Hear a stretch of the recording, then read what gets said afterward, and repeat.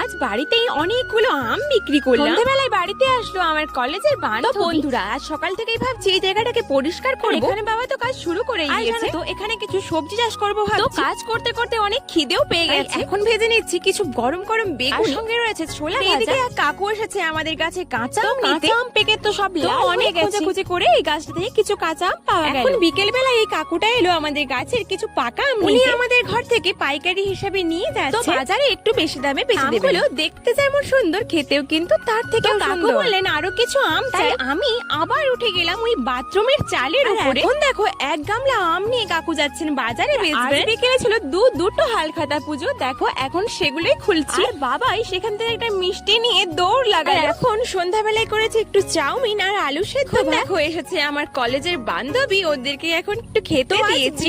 প্রায় 5 বছর পর ওর সঙ্গে আমার দেখা হলো। আমরা ভীষণ খুশি।